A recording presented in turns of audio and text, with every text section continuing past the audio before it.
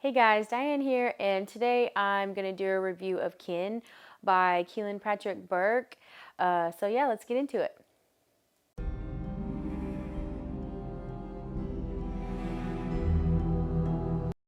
Okay, so a quick synopsis of Kin. The book opens up, and this is within probably the first few pages. It's the very beginning of the book. It opens up with these two men find a woman that's, been badly beaten. She's bloody. Her hair's matted. You could tell, she's been through it. She's been through a lot. And so they find her, and, the story just picks up from there. You kind of figure out, who did all these things to her, but it's not only you also go through the the family dynamic of the family that did that to her. So you go through, I think there's like two brothers and there might be more brothers, maybe three brothers and a sister, and a mom and dad, and they're like a cannibalistic family that lives out in the backwoods of Alabama. So you can just imagine how crazy that gets. So they go from there, and it kind of turns into a story of redemption, revenge. It's not only just cannibalistic, ravenous, crazy, violence, but it's also, character driven, and it's a lot of, it is dark, and it is, there's going to be a lot of trigger warnings. So just, if you have pretty much any trigger warning, you just want to be, mindful of that going into this book, or probably any Kealan Patrick Burke books. That's a mouthful. But going into any of his books, I've read quite a few. I think I've read like 3 or 4 of his books. I know I read The Turtle Boy, I read Sour Candy, Kin, and there's one other one. I can't really remember right now, but they're all very dark, and you're going to be a little disturbed afterwards. So, but yeah, it's a really good deep dark read.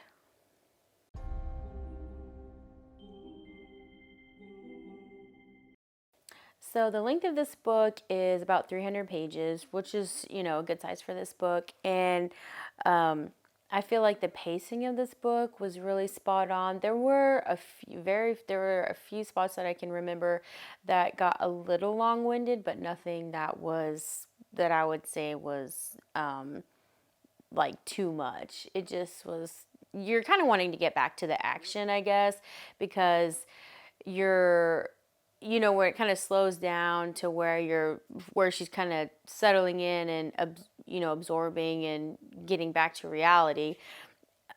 So you're kind of there with her, and you're like, do I really want to deal with this trauma right now? No, I'd rather just move on and figure out how we're gonna move on, and how we're gonna make this right, or get revenge. So I feel like the pacing was good. I didn't feel I read this, or actually I listened to it on Audible, and I got through it fairly quickly, probably about a day or two, depending on what I was doing while I was listening to it, depending on if my kids were home or not.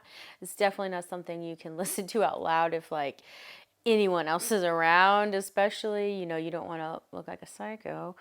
But the pacing was great. Everything, I felt like the length was appropriate, and it was just a real easy read.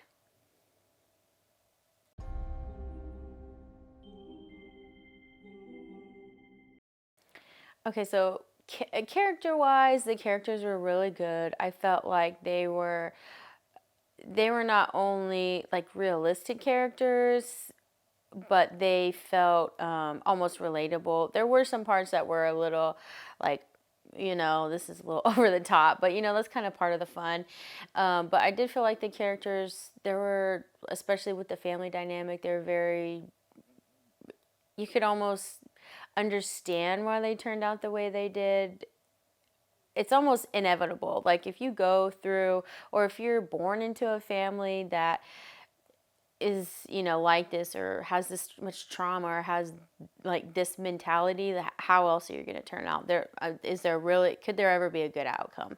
So it is kind of interesting to see how these characters are shaped into who they become, and how they shape the people that they've raised, or how they've shaped the environment around them, or their reactions to the environment around them, or the reactions of just little things.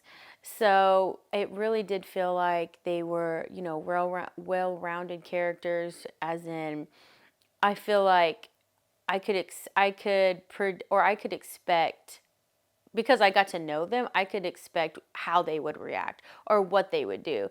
There was like one scene where, I won't say too much, but one of the brothers is kind of, something happens and you're looking to one of the brothers and you're like, oh no, like this is about to go bad, because you already know this dude is just off his rocker. He's just out of this world crazy. So, it's like one of those characters that you get to know and you get to anticipate and really be afraid of, like how they're going to react or how they're going to respond to the actions of the other people around them.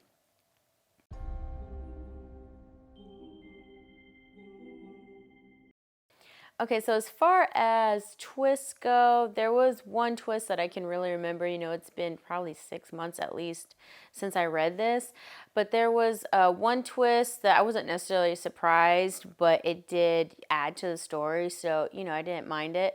Standout moments, there were quite a few standout moments, and I don't even know if that's in a good way, because they were so crazy and so, like, what's the word? So dirty. I don't know if that's the way. I don't know if I even want to call it dirty. It was just bad. But it was, I mean, bad but good, because like I said, I read this maybe about 6 months ago, 2 or 3. I forget, it's like almost June.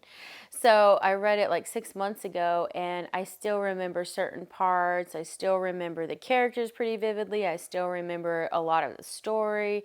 So I feel like there were so many standout parts that made up this book that just made it so easy to read. And so, like, I didn't want to put it down. I wanted to see like what was happening next, or it was on Audible, but I wanted to listen to it. I wanted to listen to it all the way through if I could have.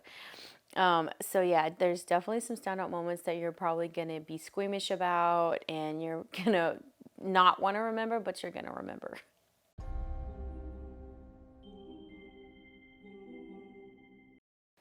Okay, so I loved this book. I really enjoyed the pacing of the book was really fast. Not too fast, but it was like really good that you weren't gonna get bored. I loved the atmosphere. Like, this would be a good summer read. It was really hot. You felt the sticky uncomfortableness of like the summer heat. You felt like when he would describe like the blood being caked on them and his eyeballs falling out, and he's got cuts and bruises and bite marks and stuff everywhere. So that stuff was really interesting, how it was such a visual, like you could see you could see it, just because the way he writes is so like visually pleasing. You're like, oh man, like this is crazy. And part of you does think like, am I depraved for liking this, for reading this? But I mean, it just comes together to make a really good story. It's not just, this crazy cannibalistic, sadistic nastiness coming all together, you know.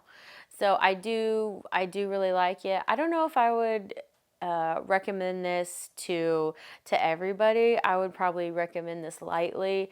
There was I had a friend. I wouldn't really say a friend, an acquaintance. I recommended a book to. I want to say it was like Cop Town by Karen Slaughter. And I never heard from them again. I don't know what happened to them, but they were like, nah, peace out. So I don't know, you know, I would just be a little careful who I'm recommending these types of books to, because there are a lot of trigger warnings. There's a lot of uncomfortable subject matter that will make you like squeamish and like, oh, like I had to just make sure, like I said, like my kids weren't around, or there's not someone else, like if it's hooked up to the Bluetooth in my car, like can the person next to me hear this, because this is weird. But yeah, I would just be careful about who you recommend it to. But it was really good. And if you're not necessarily used to this, but if you like this sort of you know very like edgy, dark, disturbing books, this is definitely something that I would check out, especially in the summer months, because like I said, it is hot and heavy. For this book, I do a scale of 1 to 10, just because I feel like 1 to 5 is so like restricting, and I feel like if I were to give a book a 3, it doesn't really necessarily give the book room for error or room to like have, because the three, I would say a three is still good. If so, I try and do 1 to 10 just because it gives me a little more wiggle room for, you know, how I'm feeling about the book or how I feel about it now. You know, like I said, I read it a few months ago, but for this book, I would probably give it an 8 because there was really, it was just so, you know, fast paced. It was fun. It was dark. It was dread. Like I dreaded sometimes hearing what was going to happen next just because I knew it wasn't going to be good and I knew it was going to be, you know, the stuff of nightmares, like legit. So yeah, I would definitely give this book an A. I would definitely check it out if it's some, you know, if that's, you know, your thing. So if you like this video and you found that, you know, we have either something in common or you just like to hear me, you know, prattle on, just hit that like and subscribe button and we'll see you later.